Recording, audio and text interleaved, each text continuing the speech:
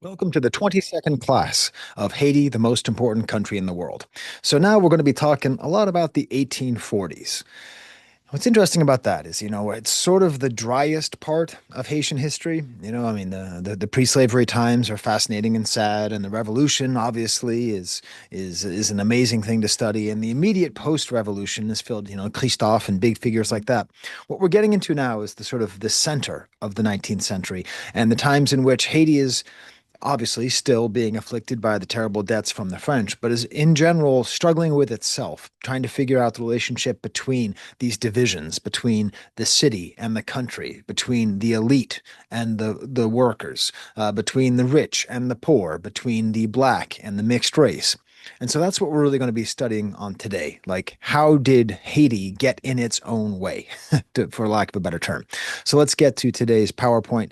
I do have a student who's supposed to be here right now for advising. So if I have to pause it, that's why. All right. Let's get this going. Continue to share. Good. Let me just make sure I'm sharing the right thing with you. Good. So this is, whoops. Yes, this is a drawing that one of my students did of the Lakou, and it's very useful, and I'll talk about it in a second. Students and friends, I am Professor Sky. My name is perhaps known to you. I've undertaken to teach about Haiti. I want curiosity and a thirst for complex understanding to reign in this class. I am working to help that happen. Unite yourselves, students, and learn with me for the same cause. I'd, I had my students call it the problem with happy poor people. I don't think I'm going to call the video that. But if you want to take notes, I suggest it because online learning is passive and passive learning doesn't stick. So if you just take out some paper, you just write it, you don't even need to like keep it anywhere. You can just kind of write it out and just in the act of writing, it will stick with you more. Okay? Or go to CVS and buy a notebook for $1.20, the homework, if you want to follow along, is read the 135 to 165 in Haiti, the aftershocks of history. Um, yeah, that is called The Sacrifice. That's the name of that chapter. So if you want to follow along for next class, that's what you should do. So these are these drawings that they did of the Lakou. And I asked my students as a way of reviewing, this is what we're going to go through today, the end of Boyer Revolution 1843, Acaau and the Piquet, is how did this Lakou system represent many problems that faced Boyer in his long run as president of Haiti? Be sure to address the colonial economy, counterplantation model, the debt, and the GDP. So this is my way of getting them to understand, and this is a point of review for last class, that this Lakou, which is a series of houses owned by an extended family, all around a central court that contains usually some kind of family tombs, some kind of space for maybe a voodoo ritual, and lots of garden plots and lots of farmland on the outside of Lakou, that this represented a level of self-sufficiency. And self-sufficiency was a threat to the state, because what the state wants is export. What everyone is trying to get back to, what everyone has been trying to get back to since Toussaint, is a reproduction of the colonial economy. The colonial economy is based on what? Sugar cane, sugar exportation, exporting. So that's what they want. So the Lakou represents a threat to that, this kind of communal African based style of living, much at odds with the colonial capitalistic ideal that all the leaders of Haiti were aiming for, but none of them could achieve. As a brief reminder, Boyer himself could only get 2% of his land to be turned into a sugar field. And he was president. I talk about how much I like this book by Laurent Dubois. I really like it because it's great with narrative. So it tells a story of a German abolitionist, someone who believes in slavery.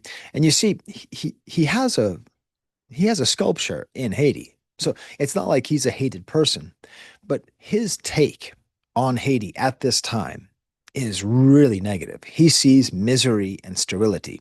He sees these little houses, these little shacks, this lakou, and he thinks it looks like slave huts. And I think this is fascinating because it means that somebody, second, let me stop sharing here. It means that somebody who believes in freedom and believes in equality and really believes that slavery is wrong sees a non-European way of living and thinks that it looks like slavery just because it doesn't look like what he envisions progress to be. That's how ingrained these cultural values are, even at this point in history. Bitter and disappointing fruit of the tree of liberty. We're going to be discussing this later. We're going to be discussing this on Friday. But in America and all over the world, Haiti was seen as a referendum on slavery. And so the success of Haiti is a sign that slavery is bad, and the failure of Haiti is an indication that slavery is good. So he is disappointed in seeing, as an abolitionist, he is disappointed that what he is seeing is not defending the need for abolition. These people don't have any desire for consuming, no desire for buying things. I told my students this, they can't even believe it. Oh, I keep stop sharing here. After September 11th, George Bush, terrible president, one of the worst. He would have been the worst president in my lifetime if it weren't for some other guy. Um, but after 9/11, he did something good, which was the first thing was he said, don't blame Muslims. It's not their fault, which is just great. I don't think that's how it would go today. But then the next thing that happened in the American culture was we were told to go shopping. We were told open for business. That was the official slogan of post 9/11 America, because that's how much of a cultural value it is for a capitalist society. We need to consume. So these self-sufficient farmers living on these little tiny plots of land, they aren't interested in buying goods. They're interested in just living. And so it's the problem of happy, poor people. But the Lakou is a problem for the president, but also for the rich. I don't know where I found this image. I don't really like this image. It feels creepy. I don't know where I found it. If you know where I found this image, you can tell me in the comments. I made this slide a few years ago, so I don't remember.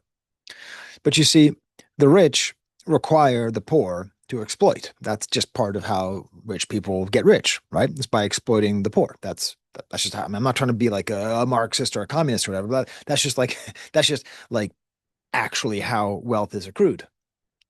So if they're not having the fields, if they're not having the crops to take all the money from, to make all the money, where are they going to get it? How do the rich get richer off of a Lakou? They can't. So how else are they going to make money? Well, they're going to tax the ports. That's where their money is going to come from. All this is a part of a larger generational divide, which I think is fascinating because we're starting, we're talking like the 1840s here. So there are many people who are born after 1804, after liberation. So their relationship to the state, to Haiti, to freedom, to everything is completely different, which is why Boyer, over there on the left, raised the voting age because young people want change. Young people are the most dangerous things to power. And the reformers, well, that's what's fascinating, is it's basically unity between the poor and the educated elites who are trying to represent the poor and trying to represent the people. But we'll talk more about them in a second. Boyer was insistent on being a very oppressive force. I don't know why I made this slide. It doesn't look very good. I tried my best. Being an oppressive force.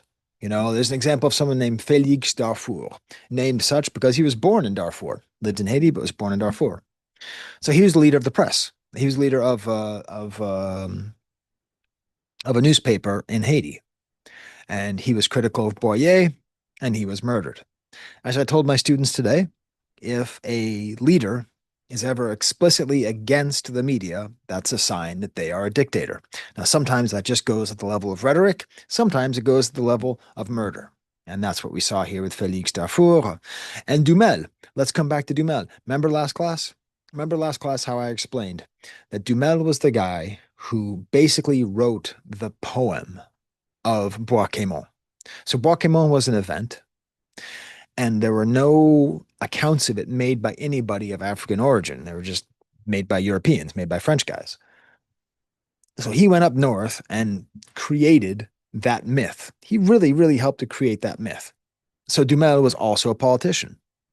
Again, he's from the South, right? So he's not like a Toussaint kind of guy. He is I'm going to be using the terms mixed race, colored and mulatto kind of intermixed because depending on what sources you read, they use different terms. The basic idea in modern parlance we would use is mixed race, meaning some part black, some part white, some mixture of the two.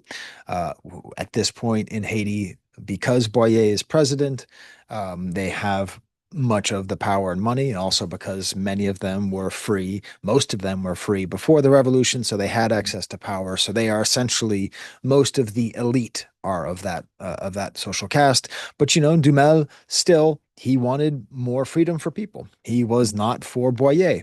And so he took office and he was blocked by Boyer. He would just like he'd have elections and then stop the results of the elections. And this whole time, we're having this growing division, all these divisions.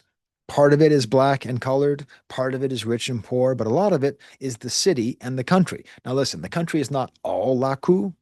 Okay, it's a lot Lakou. There's also just sort of general farmers out there. There's people who are just are just mostly growing coffee or other foods, right? Like there's a huge division between what's happening. So what they decide to do is they tax all the income. And that's how they're going to make money. That's how the rich are going to stay rich. That's how the state is going to have money. And so it means that it's coffee. It's coffee mostly that's made that's grown here. The sugar plantations can't really grow, but coffee is a very effective crop for Haiti at this point. So there's many farmers in Haiti at this point picking coffee, bringing it to the ports, and they get taxed and they get vanishingly little amount of money for that coffee. While, of course, the people who trade it make most of the money. And what do these peasants get from the government? Not much. If you remember, education is getting 1%, is getting 1% education. So, I guess they get protection from the army. But again, Boyer wanted to instill this rural code, which would help to use the army to essentially act as a police force to keep people on plantations. So they are not getting much. And who profited the most? It's mostly this elite colored urban group. So some people say it created essentially a new form of slavery where people were working and getting basically nothing. And don't forget, all this money that's being made, still, this is a slide from last class, 30% of the nation's money went to pay the debts, went to pay back the French, went to pay back the loan that they took from the French, to pay back the French, to make up for the fact that they won their freedom in war. They won a war and they had to pay for it. 50% went to military. So that's where all this money is going from. So it makes sense that the reformers wanted a lot. They wanted more cooperatives. They wanted essentially a sort of big Lakou system where wealth is shared and it is less pyramidal, less of the elites and everyone else. Things are exacerbated, made worse by the earthquake in 1842, which killed 5,000 people, which again, it's a fairly small population right now. This was a lot of people. Even Sans Souci has still never been rebuilt from this time. And it's thanks to all these events that this revolution succeeds. So what does this revolution look like? What does success look like? You see Boyer up there? He's off to Jamaica. All right, that's what it looks like. This revolution of 1843, which, is sort of led by a lot of people who might be acting against their own interests, right? Because Dumel has a lot more in common with Boyer than he does with a peasant who's a coffee farmer, right? But he's legitimately fighting for equality. And this is a pretty quiet and relatively bloodless revolution, especially for Haiti. It led to a temporary naming of Dumel's cousin as president. His cousin, La Rivière, which means river. So he writes this constitution. I don't know how many constitutions are we up to now. Let's see. How many constitutions are in the aftershocks of history? That's actually kind of a fun question. I think this is our fifth constitution now because we had what, 1804? And then we had, let's see. Oh, it's not even there. And then we had the 1816. We had a whole bunch of them. Anyways, this is the Constitution of 1843, an attempt to be more fair. This new constitution is going to create an electoral college. This is, I believe, this is, I believe, the first leader of Haiti to not declare himself leader for life. So, Boyer tried to lead forever. He was kicked out. Christophe led till he died. Pétion led till he died. Dessalines led till he was killed. Toussaint led till he was exiled and killed by negligence. So props to Rivière for that. But it also restricted voting to landowners, which was not that uncommon for the time, but just a reminder that we're just not going to get equality. They're not going to fight for equality. He also had a problem of not having a lot of support from the military. I said no support and very less support from the military, partly because he never fought. You have to remember this is a nation that's born out of war. All right, it's born out of war, and it's been protected by soldiers, and soldiers have been an elite class in the whole time. And so now there is a non-combatant as president. And look at that. 1822 to 1844. Where are we in the class? We're in 1843. That means. So here's a question for you. When a country celebrates Independence Day, from whom do they celebrate independence in general? In general, in the New World, right? In the Americas and in Africa, for that matter. Any place that has been colonized by a European power, when you celebrate Independence Day, you celebrate it from your colonizers. That's what America does. We celebrate freedom from England.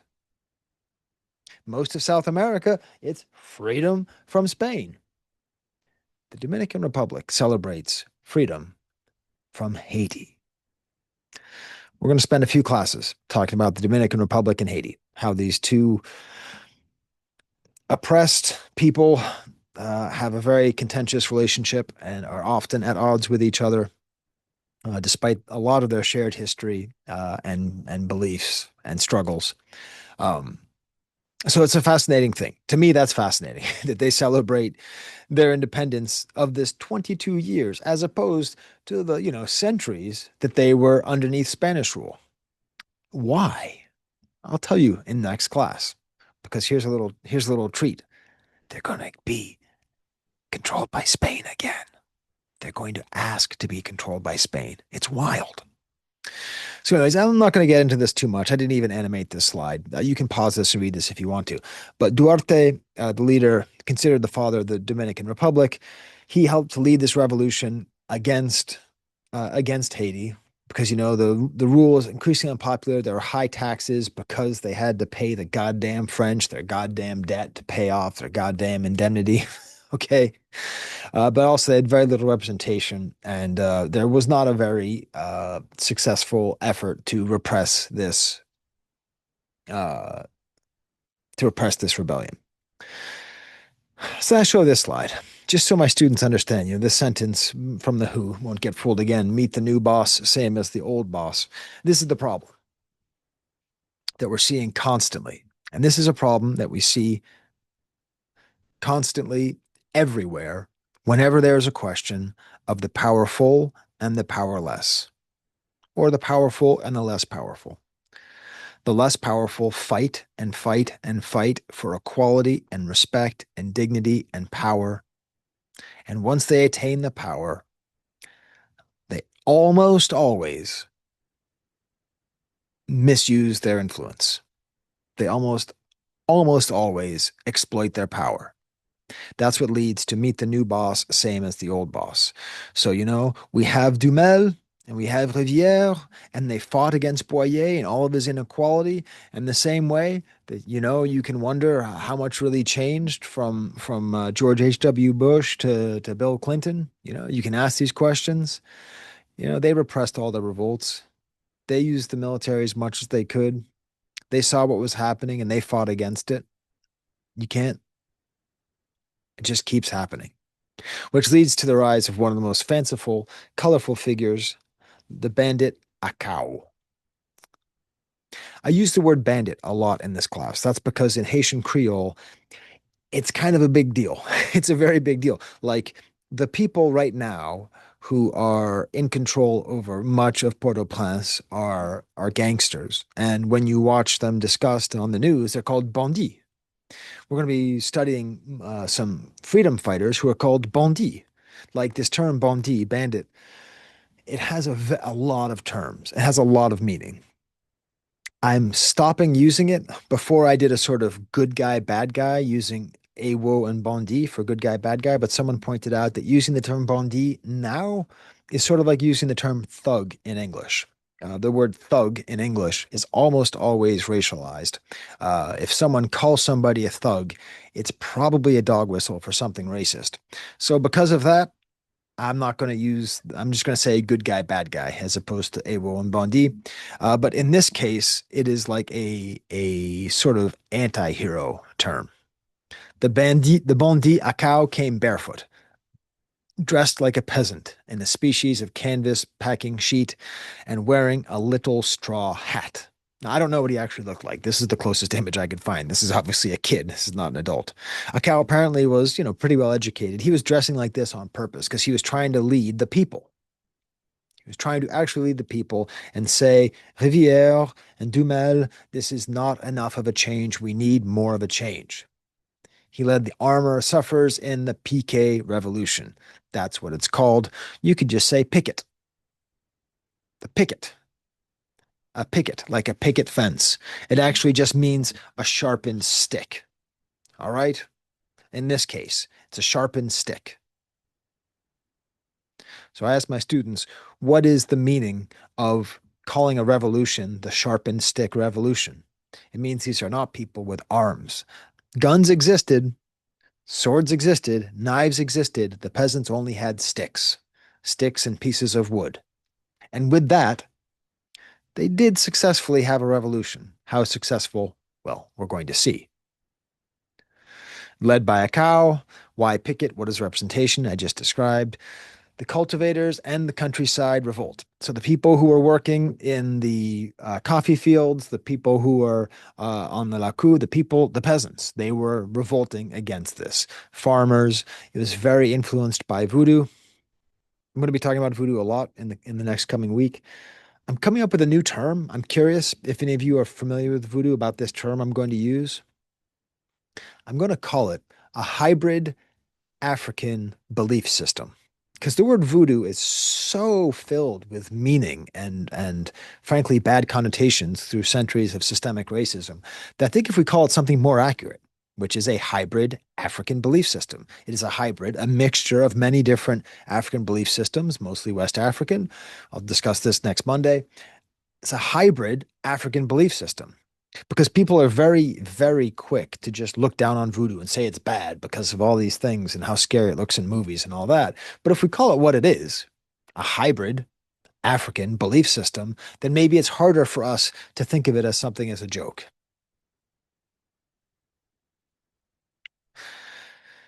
So it's a black revolt against the mulattoes in power. But this is what I love. This is the most interesting thing. Okay. It goes to the question of what is race. You see, there was a guy at this protest, this big protest. And he says, down with the mixed race people, up with blacks, right? Down with mulattoes, down with coloreds, up with blacks. And someone goes, look at him. He's mixed race. And Acaau says, no, no, no, no, no. You see, he's poor and illiterate. Therefore, he's black. And if somebody is black, and if someone is mixed race, poor and black, is poor and illiterate, and is mixed race, they are black. And if someone is literate and rich and black, that makes them mixed race. Essentially, what was happening here was an explicit inversion of an exchange. It's dressed up as a race war, but it's actually a class war underneath. Okay? I wish I could say this has a happy ending.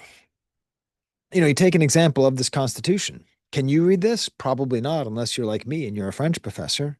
Could the average Haitian in 1843 understand it? No. This is where we go back to another term I'm trying to work on. What can we call Creole? That's a different term.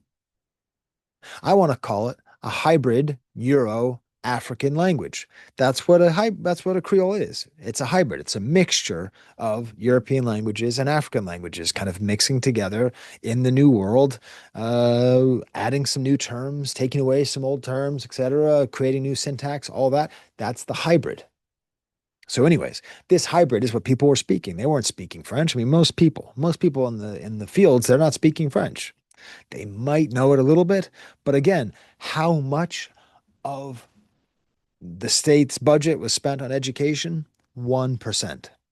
So the people, Boyer kept the people ignorant on purpose. And here they are, which is why they're able to draw such a clean divide between literate and illiterate.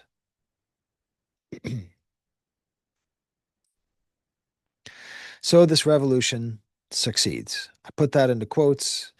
Rivière, welcome to Jamaica, buddy. We did it, but not really. The elites, the people who actually controlled Haiti, the people who controlled the shipping, the people who collected the taxes, the people in the Senate, the rich, mostly mixed race, mostly colored mulatto, etc. I use those terms independently, interchangeably, because that's how they appear in the text that we're studying. Although the term mixed race, I believe, is the most appropriate and least problematic now, but they recognized the threat. So they removed the elite colored Riviere to make this black peasant revolt happy. And they replaced him with guerrier. There's a lot of sad moments in this class. And I have to tell you, I feel this is one of the saddest. Even though it's not filled with whipping and it's not filled with boiling flesh and it's not filled with fire, none of that. But it's that there was this revolution that really could have meant something. But they got played. They got played so well by the people in power by putting this figure of Guerrier in.